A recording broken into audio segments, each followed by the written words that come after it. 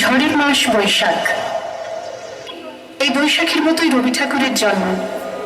সোনার আশ্বিনে নয়, হিমের রাতের অঘ্রাণে নয়, ফুল রাঙানো ফাগুনে নয়, এই খর ক্ষিপ্র বৈশাখী তার জন্ম।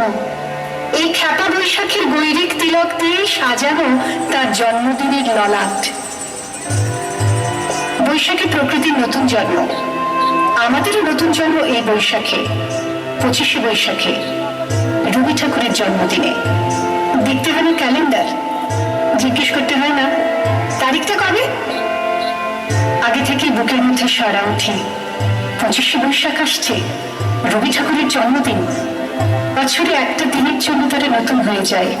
চারপাশে নীলে লালে সবুজে হলুদে রঙিন ফুলের আলপনা, মাঝখানে খয়েরি রঙের সুতোয় রোজ দুপুরের না ঘুমানো চোখে কাজের ক্লান্ত অবসরে বোনা হয়ে চলেছে সেই 4টে লাইন।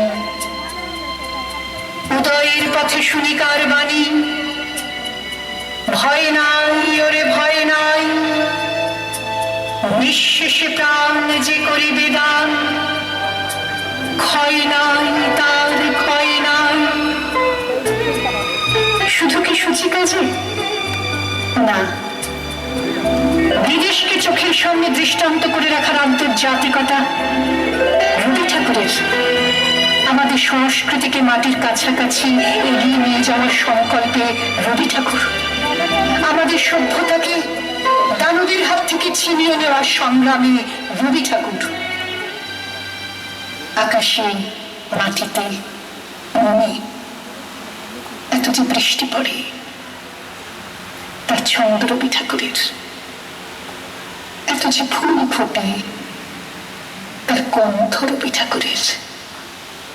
তাই প্রতিদিনই তার জন্ম, কোনদিনই তার মৃত্যু নেই। কালের কালা পাহাড় এসে কোনদিন যদি ভারতবর্ষ থেকে সমস্ত ঠাকুরের পুজোর প্রদীপ নিভিয়ে দিয়ে যায়, তবু একটি ঠাকুরের বেদি চিরকাল থাকবে মাটির সঙ্গে গাঁথা। কোন ঠাকুর? রবি ঠাকুর। রবি ঠাকুর।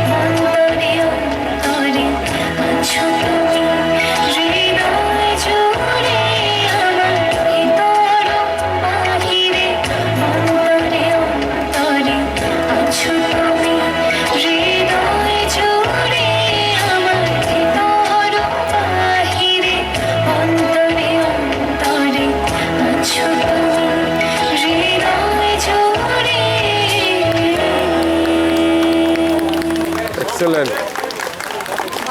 খুব সুন্দর।